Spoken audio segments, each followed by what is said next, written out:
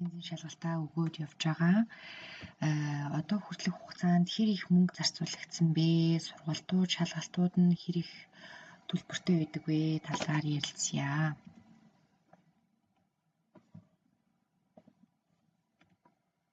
За хамгийн анхны төр лицензийн шалгалт гэдэг байгаа штэ тий. Фахшпахберфун гээд энүүгээрээ 2 жилийн төр лицензийнхаа бичгийг авдаг. Тэгээд энэ сургалтанд би 1590 евро төлсөн. Энэ нь болохоор зөвхөн 1 сарын хугацаанд 7 хоногт 1 удаа нэг орохдоо 3 цаг байсан.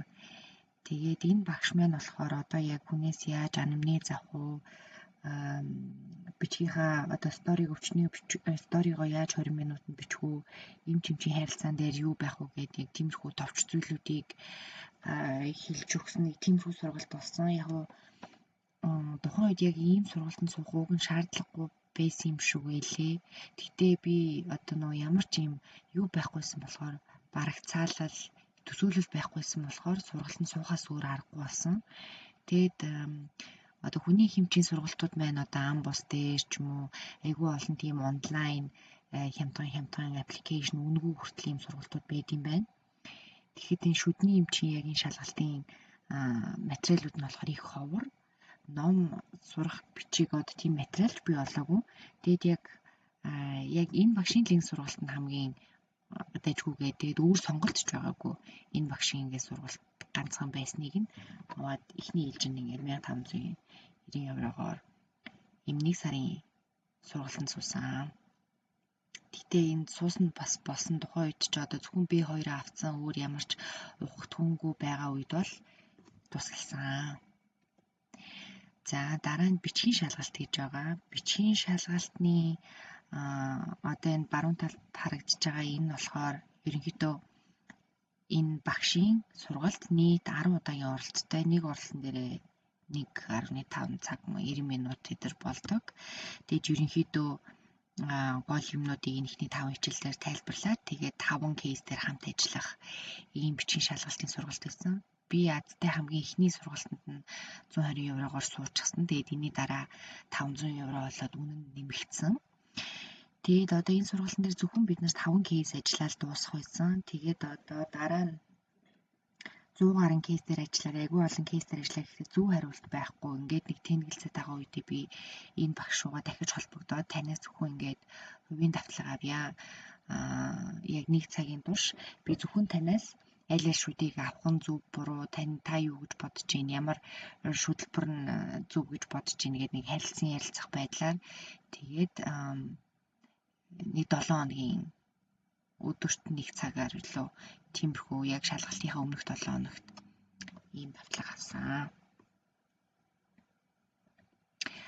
Аман шалгалт одоо бид нар одоо их сургуулийн түвшний үзэх бүх ном сурах бичгийг ерөнхийдөө судалж дуусгах хэрэгтэй байсан учраас эхний ээлжинд сурах бичгүүдээ худалдаад авчиж байгаамаа. Тэгээд сурах бичгүүдээ эхнээс нь ингээ уншаад цээжлэх хэрэгтэй байгаа шүү дээ. Ингээх явцад ерөөс би уншаад сайн ойлгоод утгыг нь гаргаж чадахгүй байсан. Тийм учраас одоо заавал сургалтанд суух нь дээр юм байна гэсэн шийдвэрт бол хүрсэн. Хэрвээ би уншаад ойлгоод одоо Ботицийн тухай ч юм уу Ботислогийн тухай ч юм уу уншаад герман номноос ойлгочдөг байсан бол уг нь ингээд явчихаар. Гэхдээ би ерөөсөө бүр ямар ч юу байхгүй, санаа оноо байхгүй, бүр 0. Нөгөө номнуудыг дэлгэж хараад ерөөсөө ямар ч ойлголт байхгүй. Тийм байсан болохоор энэ сургалт маань 5-аас 6 сар үргэлжилсэн 7 хоногт 3 удаа 2-оос 3 цаг ажлын дараа орой 8-аас 10 хүртэл 2 дахь 4 дахь бүтэн сайн гээд сайн төлөв ингээд орсон. Тэрний төлбөр нь 3000 евро.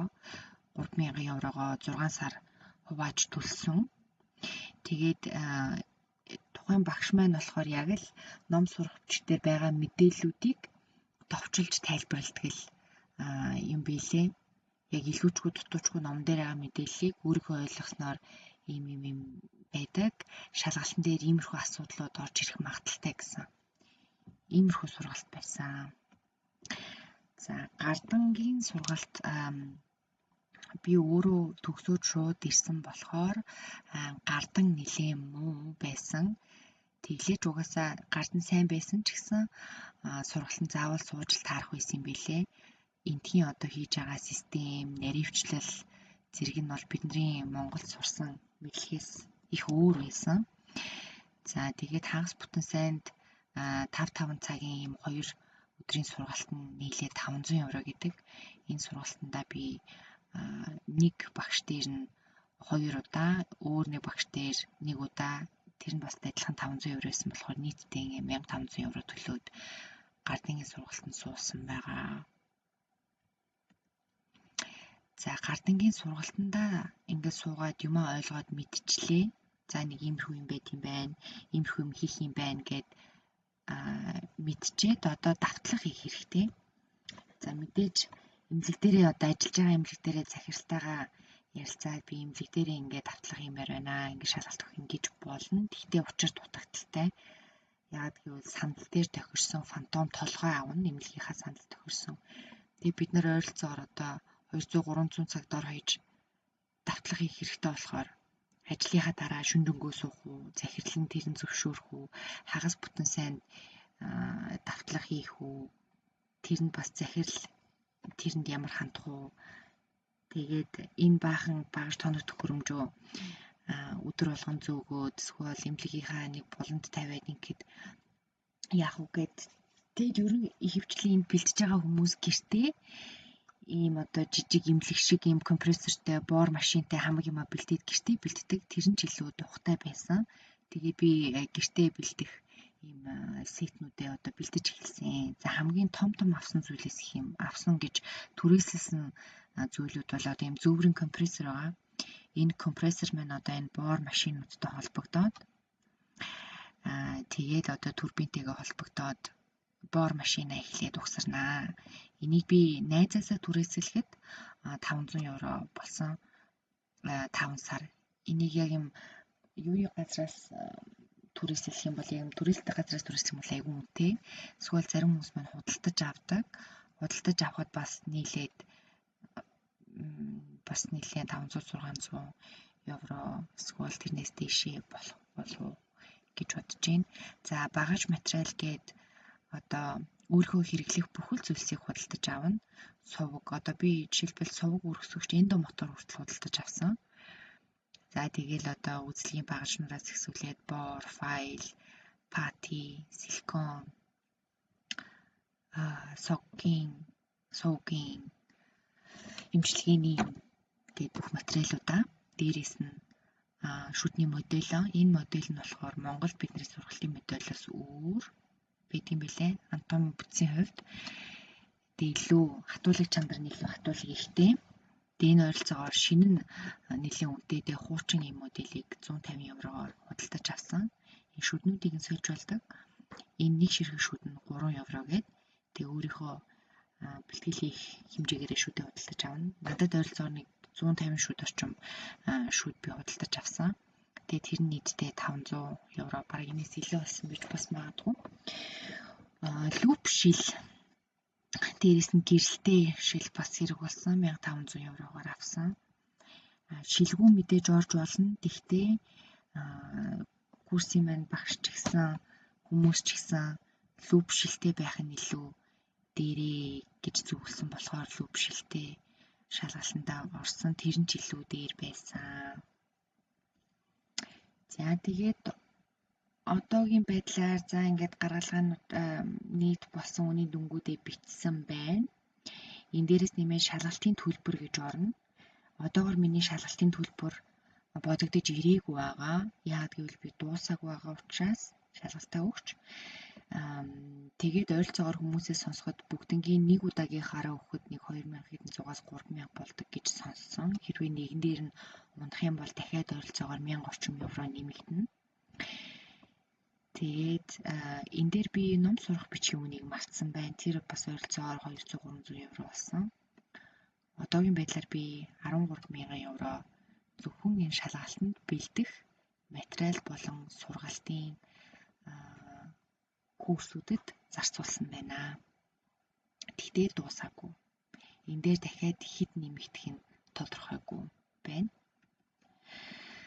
За миний амьдралд яг ингээд сургалтынхаа төлбөрийг төлөөд ингээд цалин маань хүрэлцсэн үү Германд.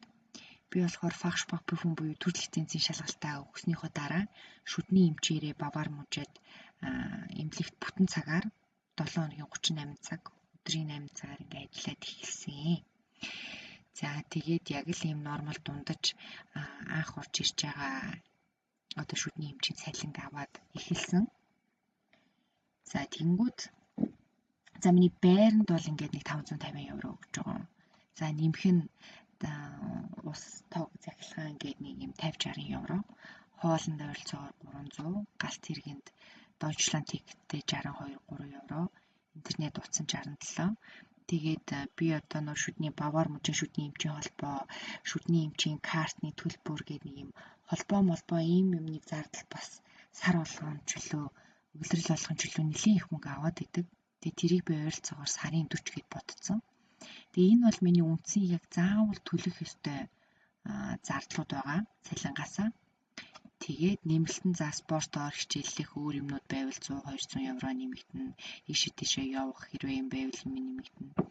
Тэгээд цалингаасаа яг сар бүр бас доотлол нь 600 евро хадгалж тэр шалгалтынхаа одоо курс юмнуудад зарцуулах хэрэгтэй болсон 2 жилийн хугацаанд яг 2 жилийн хугацаанд сар болгон цалингаасаа ингэж далд хийж яг бол өөр одоо сургалтын төлбөрүүдээ ч юм уу төлж чадхааргүй болсон. Тэгээд яг сүүлийн 2 жилийн хугацаанд яг цалингаа аваад яг энэ бүх зардалд яваал яг нойргээл дуустдаг байсан. Дараагийн яг ингэ сар болгон ажиллах юм. Яг ямар ч илүү мөнгө гарахгүй тэгээд бүр хасах руугаа орсон. Тэгээд гэр бүлээсээ бас сүүлийн хэдэн саруудад тусламж авахаас өөр аргагүй болсон. За энд яг ямар асуудлууд байсан бэ гэхээр шалгалтанд одоо бэлдэх хугацаа бол бид нарт айгүй их хугацаа хэрэгтэй. Маш их цаг сууж бэлдэж тэгж өөрсдийгөө бэлэн болгох шаардлагатай байгаа даахгүй юу? Тэнгүүд бид нар бүтэн цагаар ажиллах хэрэгтэй болж байгаа. Санхүүгийн хувьд, визний хувьд. За санхүүгийн хувьд гэх юм бол бүтэн цагаар ажиллаж бүтэн цалингаа авахгүй бол би нөгөө сургалтуудаа сууж төлбөрөө төлж чадахгүй болчиход байсан. За хоёрдугаар гэх юм бол би яг сүүлийн хэдэн сар хагас цагаар ажиллая. Би ингэ шалгалтанд зарцуулах цагаа ихсгмээр байна. Одоо өөр санхүүгийн асуудлыг зээлмэл аваад болгоё гэж бодсод одоо гадаадын ирээд газраас чи тал цагаар ажиллахаар одоо 7 хоногийн 20 цаг юм уу ажиллахаар чиний авж байгаа цалин чинь ингээд бид нар тооцоолоод үзэхээр амьдралч чинь хүрэлцэхгүй байх магадaltaй юм байгаа учраас чиний визийг чинь сунгаж боломжгүй байна гэсэн. Тэгэхээр би заавал бүтэн цагаар юм уу одоо нэг юм 30 цаг ч юм уу тийм цагаар ажиллахаас өөр аргагүй болсон. Тэнгүүд бидний байгаа виз чинь болохоор ажлын виз. Тэнгүүд бид нар зүгээр гэртээ суугаад ажилгүй шалгалтандаа бэлднэ гэвэл виз сунгахгүй. Эсвэл заавал нөгөө 12,000 евро байршуулад 1 жилийн виз авах ч юм уу тийм боломж байгаа. За санхүүгийн хувьд цалин бүтэн цагийн цалин аваад идэг нөгөө ерөөсө бүхэл мөнгө сургаалт, багаж, материал, тоног төхөөрөмж, нөгөөх нь эвдрэн, засвар тиймэрхүү юмнуудад явсан. Тэгээд одоо сүүлд жишээлбэл Монгол руу нэг ирж очих, лүп шилээ авах зэрэгт мөнгө яг хүрэлцээгүй. Өөр надад бол ямар ч илүү зардал байгаагүй. Яг 2 жил, 3 жилийн хугацаанд тэгэхэд хүрэлцэхгүй. Тэгээд гэр бүлээсээ тусламж авсан. Тэгээд тал цагаар ажиллахын хувьд визний асуудал иймэрхүү байсан. Тэгээд өөр ингээд хам шалгалт өгж байгаа хүмүүстээ эмчнэрээ харахаар ийм сургалтуудаа үн төлбөргүй авсан тиймэрхүү юмуд айгүй их байгаад байсан байхгүй юу? Тэгээд тэрний талаар дараагийнхаа слайдн дээр ярих ийм боломж надад байсан юм уу юу гэх. Тэгээд шалгалтанд нэг удаагийнхаа одоо зөвхөн бичгийн юм уу, аман юм уу, гардын юм уу нэг л удаагийнхаа унах тутамд тэр хүмүүсийн цаг хугацаа, одоо шалгалтын материал зэрэг нь их үнэтэй. Тэгээд ойролцоогоор одоо 1000 евро одоо шат болгондоо ойролцоогоор нэмэгдэнэ. За хамгийн том асуудал. За одоо ингээд цалин мөнгө энэ одоо дүүрч гэж бодоход миний хамгийн том асуудал бол цаг хугацаа байгаа. 3.5 жил сүүлийн бараг 4 жил би зөвхөн энэ шалгалтанд бэлдэж байгаа. Ажиллахынхаа хажуугаар өөр санхүүгийн хувьд ч юм уу өөр зүйл хийх ямар ч боломжгүй. Өдөр болгон яг л нэг юм давтна. Өдөр 8 цаг ажиллаж ирээд маш их бас хажуугаар нь бараг л 8 цагийн юм давтлах хийх шаардлагатай тиймэрхүү нөхцөл байдалд байсан. Тэгээд ийм цаг хугацаа их алдчихж байгаа юм шиг энэ байгаа нь бол маш том асуудал. Миний хувьд тулгарсан. За тэр нэг үнэгүй сургалтууд гээд байгаа юм. Одоо энэ Agentur für Arbeit гэдэг нь Германы энэ одоо байгууллага маань одоо энэ эмчнэрийн энэ сургалт юм үнэгүй ийм сургалтанд хамрагдуулах юм байдаг байхгүй юу? За тэгэнгүүт энэ Freiburg Академи гэдэг энд эмчнэр болон шүдний эмчнэрийн бүх сургалтууд байдаг. Одоо Fachsprachprüfung төр лицензийн шалгалтаас эхлээд байнгын лицензийн шалгалт хүртэлх бүх сургалтууд нь байдаг. Өөрөөр төлбөрөөр төлөө сурах гэх юм бол одоо 7,000 4,000 евро гэдэг их үнэтэй. Гэхдээ энэний төлбөрийг нь Agentur für Arbeit төлдөгөө. За гэхдээ ямар хүмүүс төлөөд байна вэ гэхээр би энэ дээр бүр маш олон удаа өргөдлөө өгч минийх ингээд жоохон багсгаад өгөөч төлөөд өгөөч гэжсэн болохоор энийг яг яадгийг нэг сайн мэдэж авсан. Миний хувьд бол төлөх боломжгүй гэсэн хариу ирсэн. Яагаад гэвэл би өөрөө ажлын визтэй Германд өөрөө ажил хийх гэж ирсэн. Ажлаа хийгээд мөнгө авч байгаа. Тэгээд би бүтэн цагийн ажиллаж байна уу, тал цагийн ажиллаж байна уу, ажил хийгээд цалинтай байгаа тохиолдолд надад усаас ямар ч тусламж дэмжлэг үзүүлэхгүй. За харин ийм сургалтын ийм купон ч юм уу нэг тийм юм өгч болно. Тэгээд тэр сургалтын купоноороо хэдэн өдрийн сургалтанд хамрагдаад ингээд сурч болно гэж байгаа. За тэр купоныг нь аваад нэг 2-7 хоногийн сургалтанд сууя гэхээр манай ажлаас намайг цалинтай чөлөөлөх боллоо шүү дээ 2-7 хоног. Тэгэхээр хар ухаанаар бодсон ч гэсэн ямар ч одоо ажил олгогч нөгөө хүнээ 1 сараар ч юм уу 2 сараар цалинтай чөлөө олгоод үжийн юмас сурчаад тэр гэх юм бас ховор л болов. Манай захирал бас яг тэгж хэлсэн. Манад ингээ ажиллах хүч хэрэгтэй 2-7 хоног ингээ чөлөө олгож чадахгүй гэх. Тийм болохоор ажиллах хэрэгтэй болж байгаа. Ажилтаа авахын тулд. Тэгээд ямар хүмүүст энийг яагаад байна вэ гэхээр энд амьдрах Германд амьдрах оршин суух визтэй одоо гэр бүл ч юм уу хамаатан саднаа батлан дагаад эсвэл тэр хүмүүсээ дагалдах визээр ирсэн хүмүүс Германд оршин суух хэрэгтэй. Тэгээ би өөрөө ажилгүй ч юм уу эсвэл ажилд орохын тулд энэ сургалтанд суугаад цаашаагаа ингээд явах хэрэгтэй байна гэвэл энэ дэмждэг. За эсвэл өөр одоо дайнд ажинтай байгаа бас бүрийн асуудалтайгаа орнуудаас ирсэн эмчнэрийг дэмжиж энэ сургалтыг нь үндгүү явуулдаг. Тийм юм бэлээ. Түүнээс биш яг ажлын визтэй ирээд бүтэн цагаар ажиллаж байгаа хүний хувьд тийм үндгүү сургалтанд хамрагдах боломж бол надад байгаагүй. За тэгээд ерөнхийдөө бол би бас анх Герман руу шүдний эмч болно гэдэг хэрэгтэй ийм гэж би бүр ерөөсө төсөөлөөгүй. Тэгээд над шиг яг тухайн үед байсан шиг оюутнууд, эмчнэр маань Германд ирэхээр төлөвлөж байгаа шүдний эмчээр ажиллах гэж байгаа эмчнэр маань дахиад нэг бодолцоод үзээсэй гэж би хүсэж байна. Яагаад гэвэл хин нэгэн тухайн үед надад ийм бэдийн биш үү, ойролцоогоор ийм хэцүү зам ер нь туулдгийн биш үү гэдгийг би мэдсэн бол бас арай өөр зүйл хийх гэж байсан байж магадгүй гэж бодож байна. Яагаад гэвэл санхүү болон цаг хугацааны хувьд маш их одоо асуудлууд гарч ирж байгаа. Бусад өөр ингээ фейсбુક дээр ч гэсэн эмчнэр маань бараг бүтггүй шалгалт, хэцүү шалгалт гэдэг айгүйх зөвлөгөө өгж байгаа. Энэ нь бас үнэн. Энэ бүх золиосуудыг гаргаад энэ шалгалтыг өгөөд тэнцэнэ гэсэн ойлголт юусоо биш. Тэнцэхгүй мундаг маш олон эмчнэр байгаа. За ойролцоогоор 50-60% нь бараг тэнцэхгүйгээр мундаг. Гэхдээ одоо нэг удаага унах биш. Одоо 3 try хийхэд гурвууланд нь унаад одоо дахиж ийм шалгалт өгөх ирэхгүй болж ундаг. Нэг удаа ч юм уу 2 удаа ийм шатанд нь унах бол бараг нормал үзэгдэл. Тэгээд ийм байдığım байна. Та бүхэн дахиад нэг бодоорой. Тэгээд үнэхээр зориглоод ирж байгаа хүмүүс маань гэж хэлэхэд хэцүү юм байна. Гэхдээ боломжгүй бол биш. Айгүй олон эмч нар мэдээж цэцэн заавад явцсан байгаа. Яг өөрөө тэр зүйлийнхээ тухай тууштай хичээлээ цаг хугацаа, санхүүгээ зөв зохицуулаад явбал мэдээж боломжтой. Тэгээд амжилт хүсье.